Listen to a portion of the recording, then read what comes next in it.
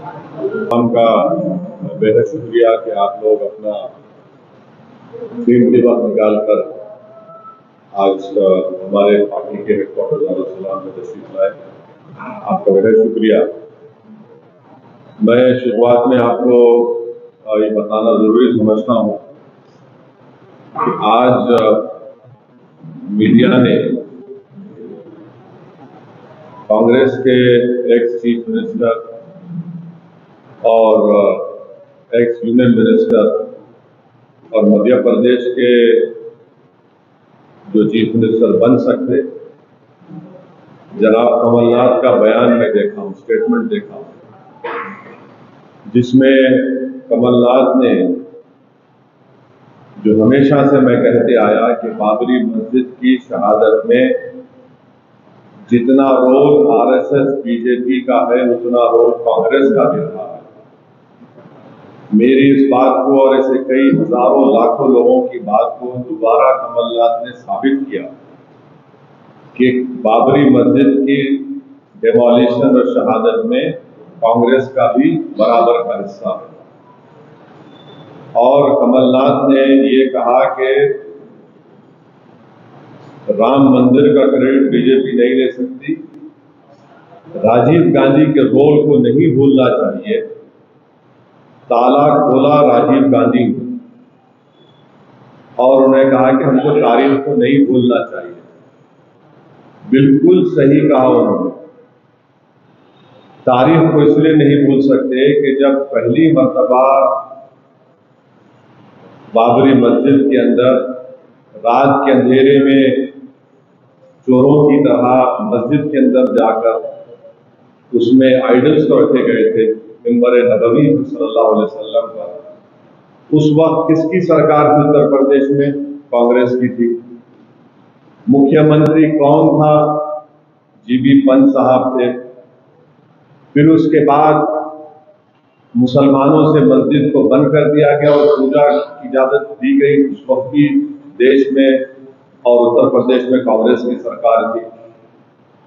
फिर मामला बड़ा ताले खोलने का, ये बात बिल्कुल सच है। राजीव गांधी के ही जमाने में बाबरी मस्जिद के ताले धोखा देकर खोले गए और उस जमाने में मुस्लिम पक्ष को बुलाया तक नहीं गया और जज साहब ने 25 या 30 पेज का ऑर्डर 5 मिनट में दे दिया। और उस जमाने में कंप्यूटर नहीं था और टाइपराइटर था उस जमाने में। बगैर सुने तो सरकार ने, राजीव गांधी की कांग्रेस सरकार ने ताले खुलवा दिए और उसके बाद बूटा सिंह ने वहां पर शिलान्यास किया। तो ये बात कमलनाथ ने साबित कर दिया कि बाबरी मस्जिद को जो छीना गया है उसमें बराबर का रोल कांग्रेस पार्टी का बीजेपी आरएसएस के साथ रहा है। तो 48-49 से 6 दिसंबर 1992 तक बराबर कांग्रेस का रोल रहा इसमें, डेमोलिशन में और इसको एक काम करने में। 6 दिसंबर के दिन बीजेपी, विश्व हिंदू परिषद, आरएसएस ने सुप्रीम कोर्ट को ये वादा किया, गलत बोला, झूठ बोला कि वहां पर कुछ नहीं किया जाएगा बाबरी मस्जिद को। बाबरी मस्जिद को उसके बाद डेमोलिशन कर दिया गया। तो ये सच्चाई है और इसमें बराबर कांग्रेस का और बीजेपी आरएसएस का रोल रहा है। मैं तो ये पूछना चाहूंगा कांग्रेस के नेताओं से कि क्या आप लोग क्यों सेक्युलरिज्म का एक झूठा चेहरा जनता के सामने हमेशा पेश करते आ रहे हैं? मैं पूछना चाहूंगा राहुल गांधी से कि क्या आपके वालिद जब देश के प्रधानमंत्री थे तो क्या उन्होंने बाबरी मस्जिद के ताले खुलाए थे? नहीं खुलाए थे। मैं पूछना चाहता हूं कांग्रेस के तमाम लीडर से जो अपने आप को बड़ा सेक्युलर और लिबरल कहते हैं, बल्कि अंदर से जितना नफरत उनके दिलों में है, हिंदुत्व की आइडियोलॉजी पर दोनों चलते हैं। कांग्रेस भी चलती है और आपके बीजेपी भी चलती है। अब वो बताएं इसके ऊपर। ये सच्चाई है। कमलनाथ जो कह रहे हैं बिल्कुल सच कह रहे हैं। वही असली कांग्रेस का चेहरा है।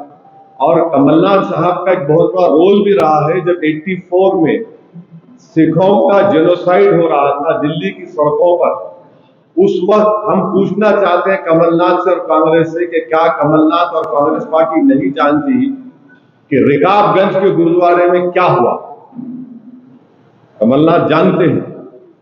बहरहाल ये इनका बयान जो आया है, इससे कांग्रेस पार्टी का रोल, उन्होंने एक्सेप्ट किया है बाबरी मस्जिद के डेमोलिशन में, बाबरी मस्जिद को मुसलमानों से छीनने के लिए, बल्कि मुसलमान नहीं बल्कि जो इस देश के रूल ऑफ लॉ को मानते हैं, जो इस देश में सुप्रीमेसी ऑफ लॉ को मानते हैं, जो सही मानों में सेकुलरिज्म को मानते हैं, लिबर्टी को, जस्टिस को मानते हैं, उनको जो शुरू से कह रहे थे कि ये मिले हुए हैं, मिल गया, सामने आ गया। और एक बात ये है कि जब ये बात कमलनाथ कह चुके हैं तो हम तो उम्मीद करेंगे कि देश के प्रधानमंत्री नरेंद्र मोदी जब जनवरी में कुछ फंक्शन करने जा रहे हैं,